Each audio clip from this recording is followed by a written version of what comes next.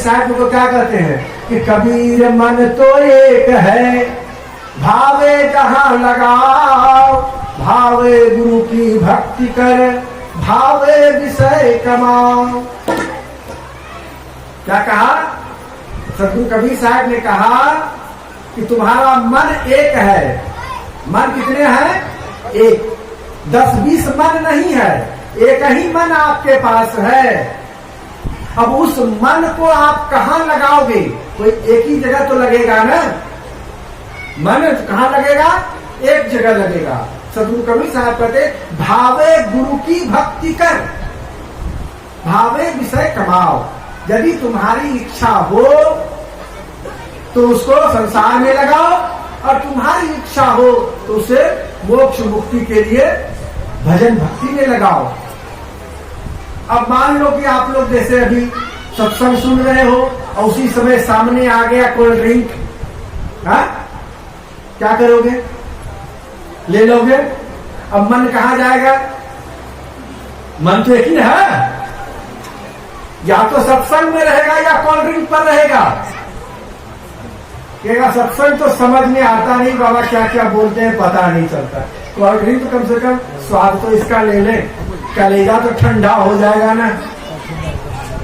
कलेजा ठंडा करने के उपाय तो तुम कर लेते हो, लेकिन आत्मा ठंडा करने के लिए, जीव ठंडा करने के लिए, जीव जो संतप्त है, संसार में रहते रहते यह जो जीव दुखों से पीड़ित है, आवागमन के चक्र से पीड़ित है, पुनरपि जन्म पुनरपि मरणम पुनरपि अग्नि जठरे सैनम, यह जीव बार बार जन्म लेता है, बार बार मर रहा है, बार बार माता के गर्भ में आकर के गर्भ की पीड़ा को सह रहा है, जहाँ की मुख के पास से पैखाने की नली, नाक के पास से पेशाब की नली, पूरा शरीर उसको नोच नोच कर गर्भाशय में 9 महीने तक कितना कष्ट होता है उस गर्भस्थ शिशु को, बार बार भोगना पड़ रहा है। क्योंकि जब जब जन्म लिया है तब तक जो है माता के गर्भ में इस जीव को आना पड़ा है। जब जब जन्म लिया है, सृष्टि की आदिकाल से अनादिकाल से जब जब यह शरीर धारण किया है, चाहे यह मनुष्य का शरीर हो चाहे पशु पक्षी का शरीर हो, तो उसे गर्भ की पीड़ा को सहना पड़ा है।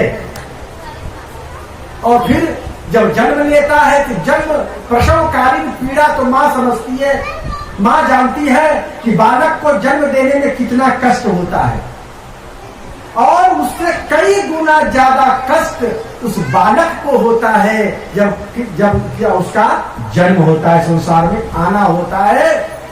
लेकिन इतनी पीड़ा होती है, इतनी पीड़ा होती है कि उस पीड़ा का वो वर्णन नहीं कर पाता।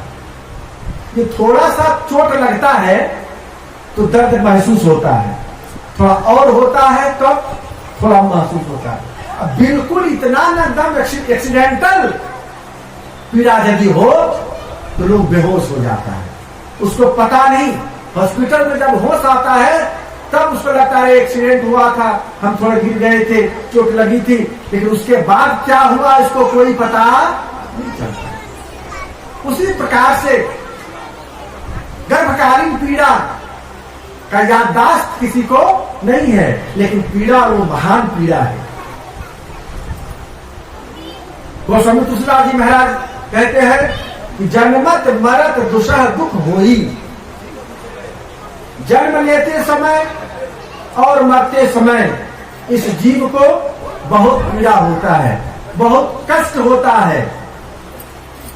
इस कष्ट की निवृत्ति के लिए, आवागमन की निवृत्ति के लिए, ये जन्म मरण जो बार बार हो रहा है, इस निवृत्ति के लिए ही हम सत्संग करते हैं। बोलो प्रेम से सद्गुरु कबीर साहिब। सत्संग क्यों करते हैं? सत्संग क्यों करते हैं? क्यों करने के लिए आए हैं? सत्संग को जानने के लिए, समझने के लिए कि सत्संग में होता क्या है, इसमें मिलता क्या है। सत्संग में यही मिलता है कि यह जीव बार बार जन्म लेता है और बार बार मरता है। जातक ही ध्रुव मृत्यु ध्रुवम जन्म मृतस्य च।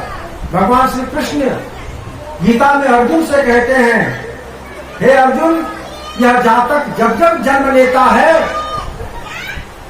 तब तक इसको मरना पड़ता है, और जब जब मरता है तब तक इसको जन्म लेना पड़ता है। जन्म मरण का चक्कर छूटता नहीं है। जन्म मरण का चक्कर तो तब छूटता है जब एक बार ऐसा होके मर जाता है कि फिर से उसको मरना नहीं पड़ता है। सदगुरु कबीर साहब इस बात को एकदम स्पष्ट बताते हैं कि मरण मरण सब कोई कहे, अरे मरण न जाने कोई, ऐसा हो के ना मरे जो बहुरी न मरना हो। मरना मरना तो सब कहता है, अरे एक दिन तो सबको मरना है। प्रायः लोग कहते हैं, अरे एक दिन तो सबको मरना है। अरे जब तक जीवित हो खा लो, पी लो, ऐश कर लो, मौज कर लो, घूम लो, फिर लो, देख लो, सुन लो, जो करना है सो कर लो। मरना तो एक दिन है ही। लोगों की यही सोच है। किन लोगों की? जो कभी सत्संग में गया नहीं, कभी संत महापुरुषों के साथ बैठा नहीं, कभी सदग्रंथों का अध्ययन नहीं किया, वेद नहीं पढ़ा, शास्त्र नहीं पढ़ा, उपनिषद नहीं पढ़ा, रामायण नहीं पढ़ी, भागवत गीता नहीं पढ़ी, संत महात्माओं की अमृत वाणी नहीं पढ़ी, नहीं सुनी। वो लोग ऐसा कहते हैं कि मरना तो एक दिन है ही, जब तक जीवित हो खा लो, पी लो, मौज कर लो। खा लो, पी लो, मौज कर लो। यावत जीवे सुखम जीवे, ऋणम कृत्वा बोतलम पीवे। नहीं, जब तक जियो शान से जियो। कर्जा लेकर भी यदि बोतल पीना पड़े तो पियो। ऐसा पियो कि घर द्वार सब बेच डालो।